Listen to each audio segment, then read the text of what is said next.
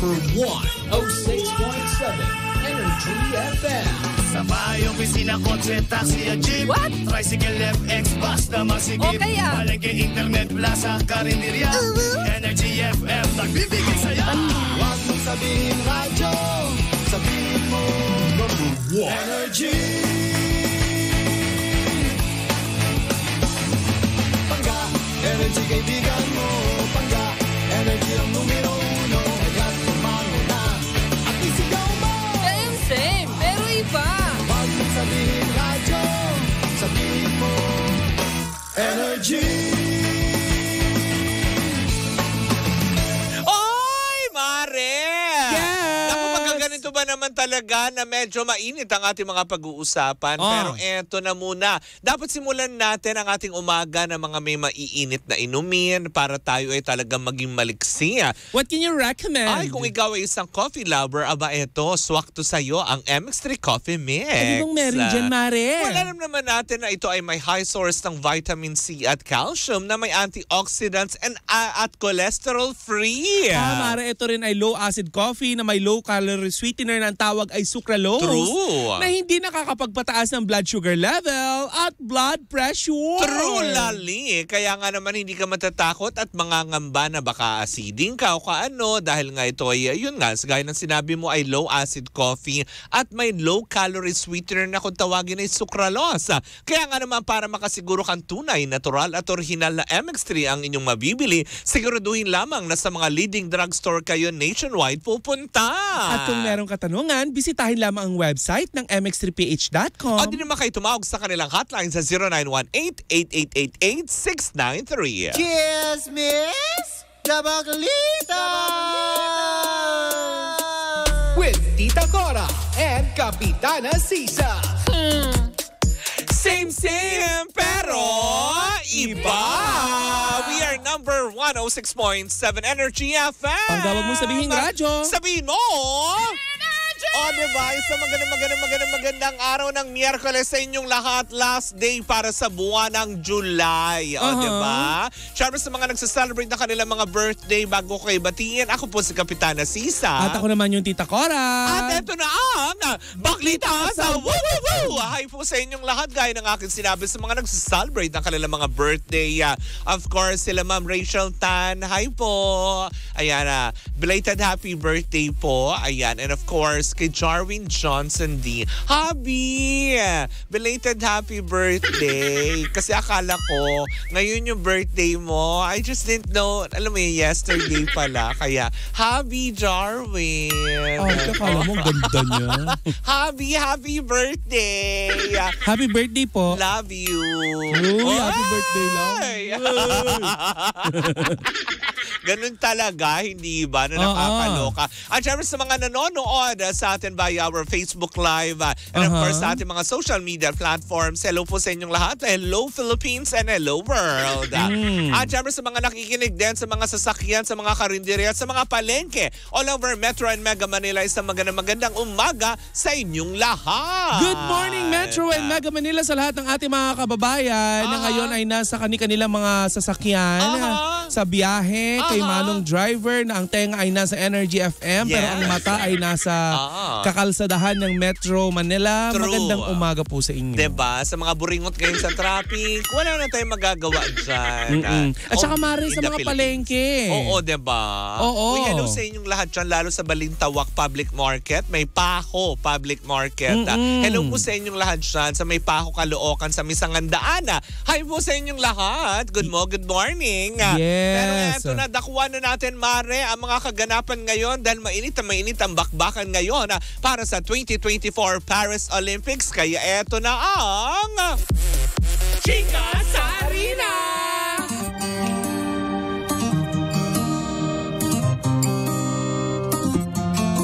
Huwag matakot sa hamon ng buhay. May mga at atletang nagtatagumpay. Ano? Rhyme pa din. Hindi. Na nakakaloka. Uy, Mare, alam mo ba, nakakatuwa. Diba? Sino? Kasi diba, bago pa man din mag-2024 Paris Olympics, atin ang ibinalita yung tungkol dito sa boxingera na si Ira Villegas, diba? Na siya yung hindi naman kauna-unahang babae, pero parte ng boxing women's division or ng team na nakapasok sa Paris Olympics. Yes. Alam mo ba, Mare, nakalusot na siya sa round 16 ng women's 50 kilogram division, Mare. Ay. So pumapasok na unti-unti sa quarterfinals ang ating mga atletang Pinoy at Pinay, di ba? Lalong-lalo na ito, Mare, na sa rowing division naman na si Joanny Delgado. Mare, pasok na siya sa quarterfinals ng rowing. Wow! Di ba, nakakaloka, nakakatuwa. Pero eto ang nakakatuwa sa lahat dahil eto na, malapit na niyang makamit ang gintong medalya dahil sa gymnast division naman si Carlos Yulo, Mare. Wow! Pasok na siya sa finals ng mga kategorya lalo sa floor, sa vault at sa all-around events ng Paris Olympics. Napakabongga naman yan, Mars! Diba? Lusot na nga sa finals ng all-around na lumanding sa 9th place si Yulo sa score na 83.631 sa 6 na, tawag dito, aparato, Mare, in fairness. Talagang hindi totoo. Hindi yung mga kung ano man ang ginagamit nila when it comes to gymnast, pumasok siya. At sa floor naman, sa floor exercise, Mare, ay pumalo na rin. Ay, pumalo. Hindi siya pumalo. Pumasok. Diba? Si Carlos Yulo dahil nag-land siya sa second place na may score na 14.766. At sa vault naman, Mare, lumanding naman siya sa 6th place na 14.683. Dito sa bongga. Di ba, Mare? Alam mo ba, sa mga nagpapatagisan ng galing. Lalo pa sa mga kanilang kumbaga parang category. Di ba? Top 8 lang yung kukunin, Mare. Pero pumasok si Carlos Yulo. Pangilan siya? Parang may 6 tsaka may 2nd place. Wow. Pero sa overall, Mare, pang 9 siya. Pero pasok pa rin siya sa finals. Wow. So, ibig sabihin, malaki ang chance nito na mauwi ang gintong medalya para sa Paris Olympics. Pero ngayong araw, Mare, eto na. Kasi ngayong araw na ito magaganap ang all-around competition dun sa unang kategorya kung saan siya pumasok. So, ipagdasal po natin na naway ito'y maitawid ni Carlos para makakuha. Yun lahat ng aparato gagawin na nila. Correct. Kumbaga parang lahat para makuha niya at masungkit ang gintong medalya. Sa darating naman na Sabado, August 3, Mare, gaganapin ang floor exercise kung saan nga naman makikipagtagisan ng galing si Carlos Yulo sa iba't ibang mga bansa na maglalaban-laban. At sa vault finals naman, Mare, sa darating na linggo yan ay doon natin malalaman na kung talagang siswerten o papalarin ang ating pambato para sa mga kategoryang ito sa gymnast division ng 2024 Paris Olympics. Ayun. At dumako naman tayo sa ibang balita, Mare. Yes, Mare. Ay medyo nakakalungkot ang aking ibabalita, Mare. Kasi ang sabi ng mga fans ay this is not the end.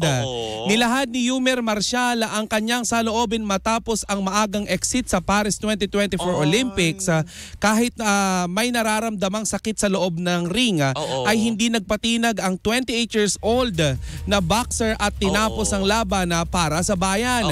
Aniya, 2 linggo bago ang Summer Games ay nagkaroon siya ng injury na nagpahirap sa kanya para kumilos at mag-training. Ayon sa kanyang asawa na si Princess, Bruce rib injury ang natamo ng Tokyo Olympics bronze medalist sa isang sparring session netong nakaraan lamang. Pero ganun pa man, Mare, nais muna nating ipahayag na tayo tayo ay proud na proud. Correct. Kay Yumer Marcial. Correct, diba? Diba? Actually, diba, they give their best din naman. Kumbaga parang sabi nga ng ilan, hindi ka man lumusot sa finals, Mare, pero yung makatungtong ka.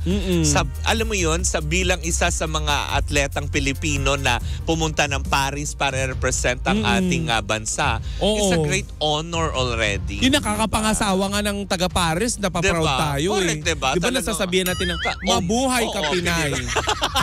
Hoy, iba. Hindi naman Olympics yun. Pero hindi, diba? Ang mga Pinay na ganon, masakit din ang pinagdadaanan. Totoo naman. Kaya, diba? Nakakapangasawa ng maging Paris. Maging masaya tayo para sa kanila. Dahil mataas ang palitan ng euro. Oo. Ano pa yung diba? Makipagsapakan ka sa boxing correct, ring. hindi ba? Pero sabi nga ng ilan, diba? Siguro ito naman, kumaga parang katulad din nung isang araw na ibinalita natin sa fencing naman yung Filipina fencer na si Sam Katantan. Ay, diba, injured din siya nung lumaban. Kaya, diba, sabi nga nila, malungkot para sa kanila na natatalo sila, pero diba gagamitin nila yung inspirasyon para sa nalalapit na 2028 Los Angeles Olympics, diba? Diba? So kung ngayon lang naman, gano'n naman talaga sa patimpalak, diba? May nanalo, may natatalo. Alam mo, Mare, eto ano ko lang, akin lang naman itong suggestion sa lahat ng mga bumubuo ng mga sports events kagaya niyan. Ang ilaban natin sa sa mga suntukan dyan, diba? Total, si Yumer Marcial, syempre magpapahinga muna yun. Correct. Ilaban nyo yung mga matatapang sa sa kalsada. Tama. Yung mga naghahamon ng suntukan kapag naiipit sa daloy ng trapiko. Diba? Matatapang yung mga yan. Baka mali mo yun ang ikapanalo natin. Diba yung mga naghahari-harian, lalo pa pag nasa traffic. Dapat yan ang mga tinitrain nyo, diba? Yung may, alam mo yun, matapang sa angilan. Tapos kapag binuksan mo na yung kotse, takbo na sila sa kotse. May anger management problem. Yan mga ilaban nyo. Diba? Iharap nyo sa mga kalaban. Maganda ring therapy yun Kasi paano doon nila na ibubuhos yung galit nila. Diba? Ewan ko lang. Diba? Pindot-pindutin nyo yung anger button nila. Alakas maka inside out. Sunduin nyo po lagi yung pikon nila para kahit paano. Diba? Pero proud tayo kay Yumer Marcial. Tama. Yumer, pinapalakpakan ka pa rin namin bilang mga kababayan mo. Yumer Marcial, kami ng iyong kapamilya sa Arena Plus ay very proud of you, hindi ba? At syempre kay Carlos Yulo, sobrang proud kami. Yes! Go, diba? No pressure, Carlos, diba? Just do your best, diba? Proud kami mga Pilipino para sa lahat ng mga atletang Pilipino na lumahok at kalahok pa din sa 2024 Paris Olympics. Dapat kasi kinuha nila tayo para mag-cheer. Uy, hindi naman, wala naman pang palisan ng chismisan. Hindi chismisan. Wrestling. Ay, gusto ko yun. Diba? Yung nadadaw-daw sa'yo yung mga katawan ng mga katulad. Ay, hindi na lang pala. Alam mo, maarte ako. Yung mga pawisan nilang katawan. I know! Diba? Pero syempre, hindi lang yun yung dadaw-daw sa'yo dahil pag wrestling, diba? Sige na nga. But anyway, sabi mo na ang ating Chika sa Arena. At yan sa atin ang Arena Plus, astig sa sports. Nako, eto na. Ang ating chichika for today's video na mukhang hindi makikipag-wrestlingan, Mare. Pero ang chichika natin, kasi diba, sabi nga nila, diba, bago natin tuluyang ibigay yung detalye na ibabalita natin, diba, pag tayo nagbibigay ng regalo, usually, diba, minsan sinasabi pag ay, suhol, ganyan, para makuha natin kung ano man yung gusto natin, diba, dun sa mga taong ating mga, alam mo yun, nililigawan. Magpapalakas ka. Oo, in short, diba, kailangan mo ng ganyan. Pero eto, Mare, mukhang kabaliktaran na nangyari. Ano nangyari? Kasi on national TV, napahiya. Sino? Ang Black Rider star na si Ruru Madrid. Dahil on national TV on national TV kasi pinalabas sa unang hirit, Mare. Kung may dinalaw sila na isang barangay kung saan may binigyan sila ng 50-inch TV, Mare. Nakakaloka yun. Di syempre, di ba, bit-bit yung malaking TV. Very proud kasi syempre syempre, 'di ba? Kumaga parang proud sila na ibigay kay tatay kasi ang alam kasi nila siya mismo ni Ruru bilang syempre star nung mismo, yung lead star ng teleserye na kinabibilangan niya, ay ina-expect niyan makakakuha sila ng magandang feedback. Kaso, di eto na, inaabot na yung TV. Keme, congratulations, Tay! Eto po ang panalunan mo. Mapapanood mo na po lalo ang aming mga programa, lalo ang ating teleserye. Keme, eto na ang sister. Tinanong siya. Ang alin? Diba? Si Tatay. Tinanong on national TV, talagang bongga na. Sino nga ba po ang mga talagang sinusubaybayan nyo? Di eto na, sumagot na si Tatay. Anong sagot? Ang sagot niya, lagi talaga kung ever since. Ganun pa si Tatay. Ever, syempre, di ba, kung ikaw naman yung lead star, masaya ka. Ever since naman po talaga, matagal ko nang talagang sinusubaybayan na si Coco Martin. Di ba? Wow, mali. Tumambling ang lahat, di ba? Kasi syempre, paano babawiin? Di ba? Kumaga parang, live show ba yan? Oo, live. Sa unang hirit yun, Mare. Oh my gosh. Kumakalat siya all over the internet ngayon. Na after nun, nag-post na lang si Ruru na parang tipong na tipong sabi nga niya na sino bang hindi nakakakilala kay Coco Martin? Kay Sir Coco Martin pa ngayon sabi niya Huy, pero ang awkward nun, Maret, nakaka-insulto yun. Mare, diba? Binigyan yun ng regalo. Pero syempre, diba nangyari na rin yan before sa programa ng yung tahanang pinakamasaya. Diba? Nung namigay sila ng premyo, nung nagpasalamat, ang sinabi, Tito Vic and Joey. Diba yung mga ganon? So, nangyayari po talaga yung mga ganong aspeto. Pero, sabi ng ilan, Mare, hindi naman kasalanan ng aktor yun. At sana, diba, wag natin siyang i-bash na hindi sila kilala or hindi pinanonood. Maaring doon sa production itself kasi, di ba bago ang interview na salang, may briefing. Baka kasi itong si Tatay, hindi na briefing ng maayos lang na, oy, si Ruru Madrid po yung magbibigay sa inyo ng Black Rider. Kasi meron pa doong post daw si Ruru Madrid na nagpapasalamat siya dahil kahit papaano kilala daw ni, ewan ko kung si Tatay ba o si Coco Martin ang sinasabi niya na kilala ang buong cast ng Black Rider.